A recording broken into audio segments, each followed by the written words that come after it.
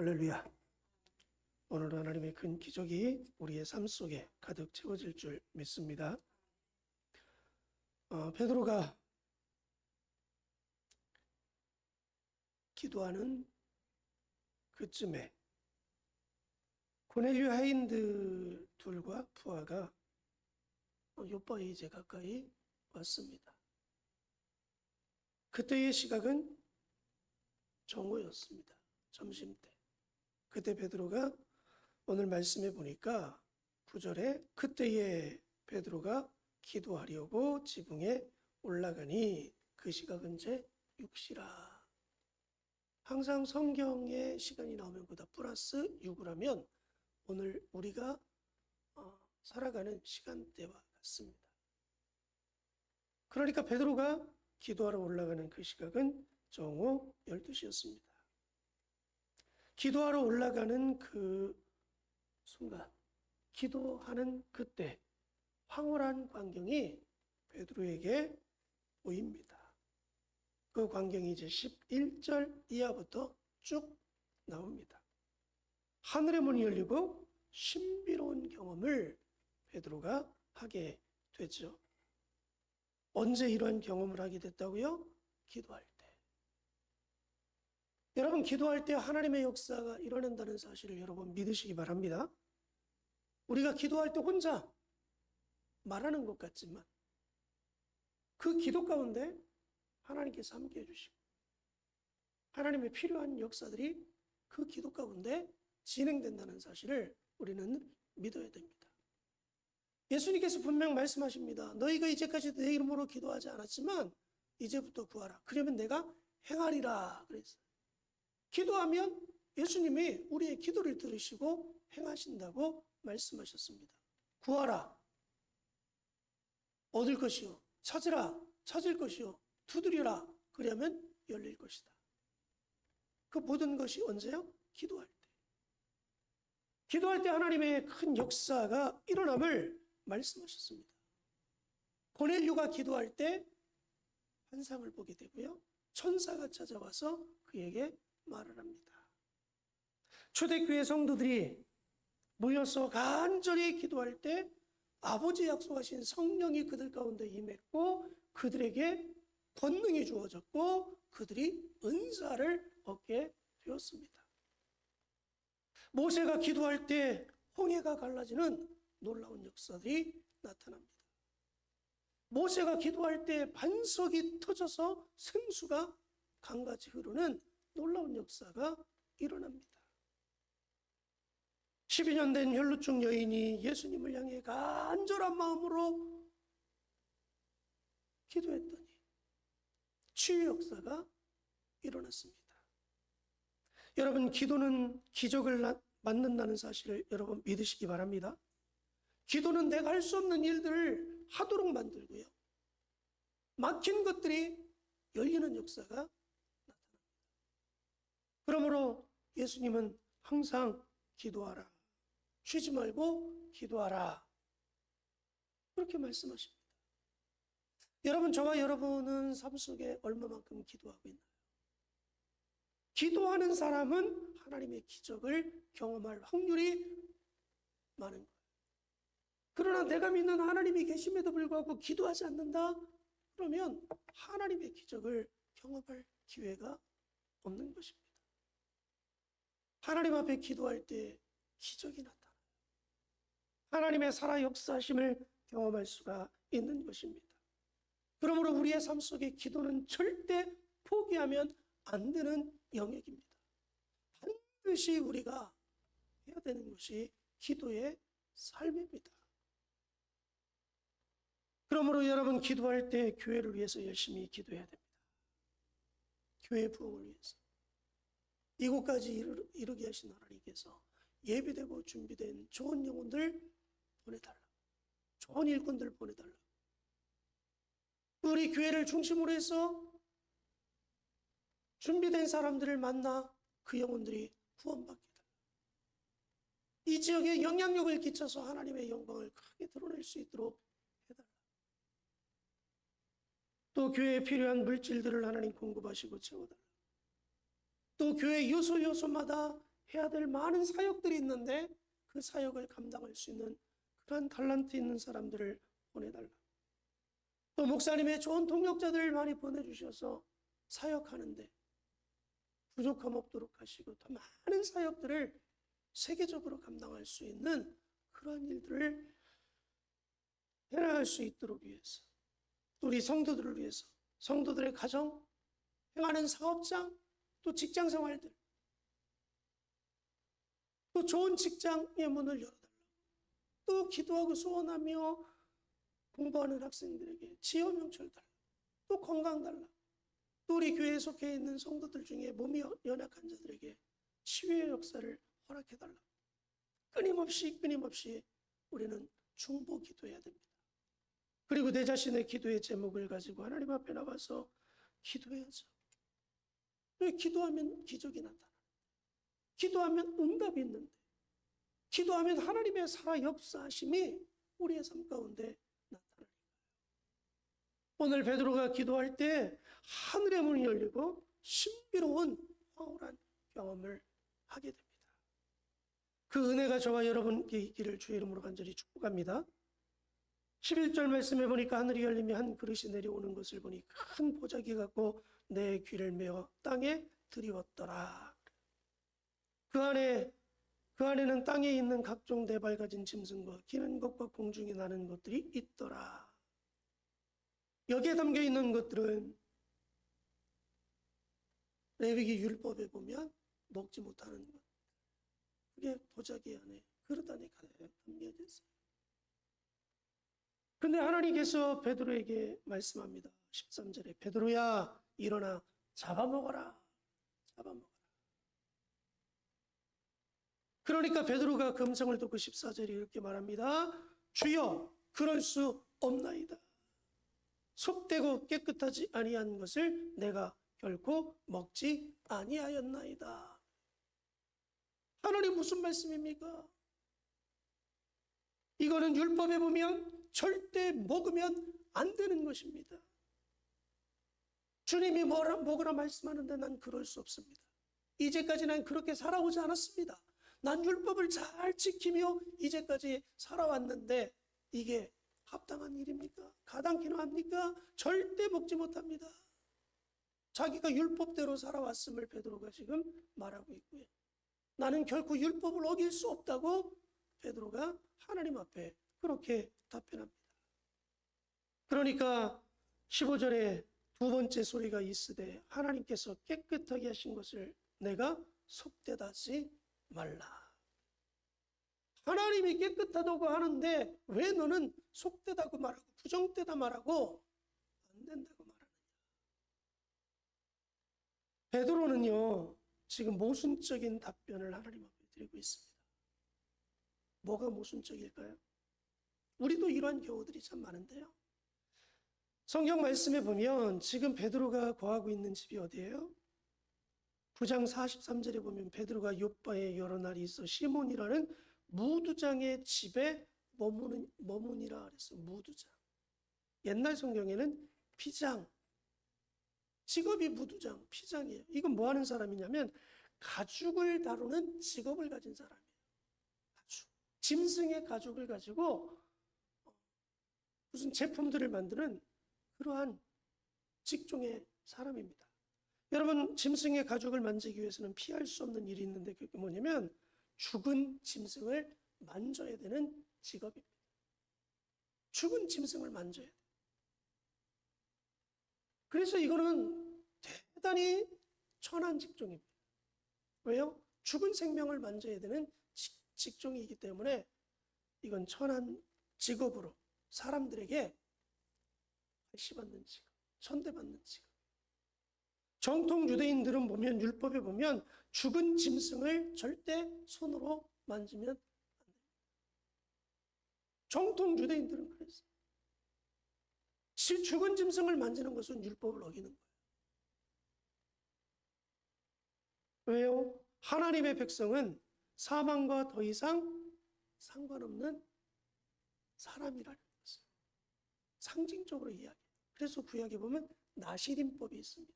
나시린들은 절대 죽은 짐승을 만지면 안 됩니다. 안 됩니다. 부정해지. 자기가 거룩해지기 위해서는 죽은 짐승을 만지면.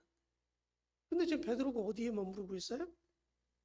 죽은 짐승을 만지고 율법을 범하고 있는, 나실인의 법을 범하고 있는 무두장의 집에 지금 유숙하고 있어요. 모순이잖아요. 거룩한 삶을 살아야 되는 사람이 율법을 어기는 사람의 집에 같이 어우러져 산다? 머무르고 있다? 그와 함께 먹고 마신다? 그건 율법을 어기는 거예요. 근데 오늘 하나님께서 베드로에게 베드로야 잡아먹으라 그랬더니 주여 그럴 수 없나이다. 나는 결코 먹지 아니하였나이다. 하나님 무슨 말씀입니까? 난 율법을 어기지 않았습니다. 율법을 어기라고 말씀하시는 것입니까? 그러면서 하나님 앞에 반문했어요. 그러니까 하나님께서 깨끗하다 하는데 네가 속되다 말하냐? 베드로가 지금 하나님 말씀 앞에 뭐하고 있는 거예요? 판단하고 있는 거예요. 판단의 기준이 율법에 있고요. 판단의 기준이 자기에게 있는 거예요. 이미 자기는 율법을 어기는 모습을 갖고 있음에도 불구하고 율법을 어기지 않은 것처럼. 우리가 그러한 모순적인 삶을 살 때가 참 많아요. 나는 되게 거룩하게 살고 하나님 말씀처럼 말씀에 의해서 잘 믿음에 좋은 삶을 사는 것 같은데 그 기준을 가지고 남들을 자꾸 판단. 모순적인 삶이죠. 나도 그렇게 살지 못하면서 남을 그렇게 자꾸 판단한단 말이에요. 나도 사랑의 삶을 살지 못하면서 남들을 향해서 사랑의 삶을 살지 않는다. 내가 하나님 말씀대로 제대로 살지 않으면서 저 사람은 하나님 말씀대로 살지 않는다고 도리어 판단을 하게 됩니다. 왜냐하면 베드로는 고정관념에 잡혀 있어요. 편견에 머물러 있어요. 자기 자신을 정확하게 지금 인지하지 못하고 있는 거죠. 근데 그러한 삶을 우리도 살 때가 많아요. 나는 나 자신을 판단할 때 믿음이 좋은 사람, 신앙생활을 좀 잘하고 있는 사람, 정도를 잘 걷고 있는 사람, 베드로처럼.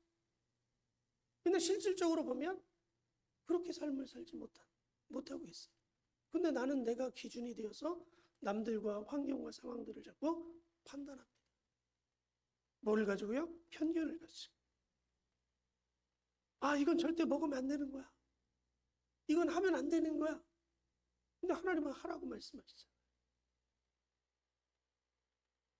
레위기의 율법에서 이제 하나님의 역사는 뭘로 바뀌었어요? 은혜, 믿음으로 바뀌었어요. 하나님이 부르셨던 구약의 개념의 선민들은 하나님이 정하신 율법에 의한 삶을 살아가는 게 맞아요. 그러나 예수 그리스도가 이 땅에 온 이후의 모든 역사는 율법의 중심이 아니라 뭐야? 하나님의 은혜요. 하나님 앞에 믿음으로 하나님의 역사를 이루어 가는 것입니다. 근데 베드로는 여전히 율법에 머물러 있어요. 예수 그리스도를 믿고 구원받고 하나님의 자녀 되었고 사람들에게 예수님 믿고 죄사함 받고 하나님의 자녀 된다고 수없이 선포하고 많은 영혼들이 그 선포 속에 예수님 믿고 교회 공동체로 들어왔거든요. 근데 베드로의 개념은 여전히 그 편견에서 벗어나지 못해요. 어떤 편견? 율법. 율법을 지켜야 된다. 율법은 몽학 선생이거든요. 그림자예요. 실체가 나오면 몽학 선생은 사라지는 거예요. 완성됐기 때문에. 율법은 몽학 선생이고요. 예수 그리스도는 실체입니다. 그래서 예수님이 그 모든 역사를 완성하셨어요. 그러면 그 실체를 따라가는 게 이제 맞잖아요. 그러면 베드로의 개념도 뭘로 접근해야 돼요? 믿음으로 접근해야 되는 거죠. 믿음. 근데 여전히 베드로의 개념은 율법에 머물러 있어요. 그리고 여전히 구원의 대상은 유대인들에게 머물러 있음을 보게 됩니다. 여러분, 바울의 사역도 초창기에는요, 바울이 이방인의 사도로 부름받았는데 바울의 전도의 여정을 보면 바울의 의식 속에서도 여전히 율법의 의식 속에서 유대인에게만 복음을 전하려고 그래요. 그러니까 성령님께서 자꾸 그 길을 막아서 어디로 보내요? 이방인의 사역을 위해서 이방인에게 자꾸 보냅니다. 왜요? 편견. 자기가 갖고 있는 고정 개념을 깨지를 못하는 거예요. 율법이라는 그 개념 속에서 벗어나지를 못하는 거예요. 하나님의 역사는 유대인에게서 이제 이방인에게로 완전히 오픈되어서 모든 사람들이 구원의 대상인데 여전히 제자들의 개념은 유대인. 믿음으로 구원의 역사가 이루어졌는데 여전히 율법은 지켜야 되는 것. 그러니까 오늘 하나님께서 말씀하실 때 베드로가 내세운 게 뭐예요? 율법이잖아요. 주여 그럴 수 없나이다.